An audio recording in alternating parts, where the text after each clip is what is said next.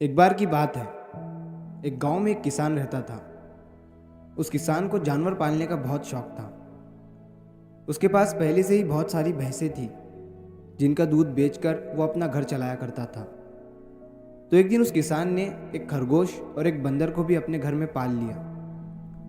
अब काफ़ी दिन गुजरने के बाद उस किसान ने उस खरगोश और बंदर के साथ खेलने का सोचा।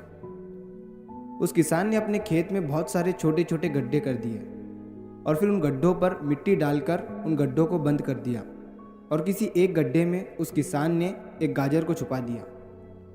अब उस किसान ने खरगोश और बंदर को उस गाजर को ढूंढने के लिए कहा। खरगोश बहुत ही कॉन्फिडेंट था और उसे अपने आप पर बहुत विश्वास था। उसने एक एक गड्ढे को खोदना शुरू किया और गाजर ढूंढने लगा। लेकिन बंदर जो था वो बहुत ही नेगेटिव और आलसी था। उसने सोचा कि खेत में इतने सारे गड्ढे हैं और वो गाजर किसी एक गड्ढे में है, इतना कौन ढूंढेगा। वो बंदर ये सोचकर एक गड्ढे के ऊपर जाकर सो गया। अब उधर खरगोश अपनी पूरी मेहनत से गाजर ढूंढ रहा था। एक एक करके खरगोश ने सारे गड्ढे देख लिए, लेकिन उसे किसी भी गड्ढे में गाजर नहीं मिली। सिर्फ एक गड्ढा बाकी रह गया था जिसके ऊपर बंदर सो रहा था। अब खरगोश बंदर के पास जाता है और उसे उस गड्ढे पर से उठने के लिए कहता है। जैसे ही बंदर उस गड्ढे पर से उठता है, खरगोश गड्ढा खोद कर गाजर बाहर निकाल लेता है और अपने मालिक को ले जाकर दे देता है।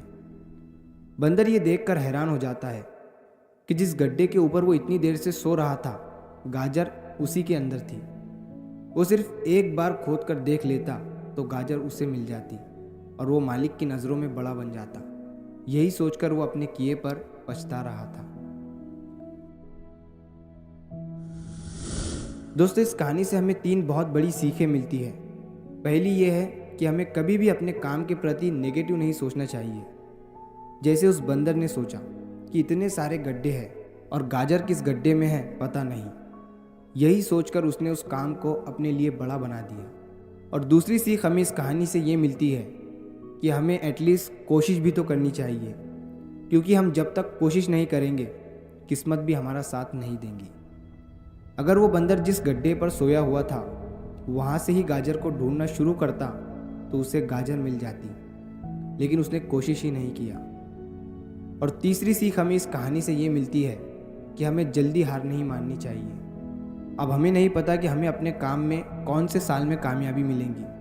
वो 2025 हो सकता है, 2030 हो सकता है या 2032 भी हो सकता है, लेकिन हमें कामयाबी तभी मिलेंगी जब हम पॉजिटिव सोच के साथ कोशिश करते रहेंगे और हार नहीं मानेंगे। तो अगर आप इस कहानी को और भी लोगों तक पहुंचाना चाहते हो तो इस वीडियो को लाइक करो ताकि YouTube इस वीडियो को और भी लोगों तक पहुंचाए। और अगर कहानी अच्छी लगी हो तो हमारे चैनल को सब्सक्राइब ज़रूर करिए। मिलता हूँ मैं अगली बार इसी तरह की कहानी के साथ। तो सब्र करो, शुक्र करो और ज़िंदगी में आगे बढ़ो।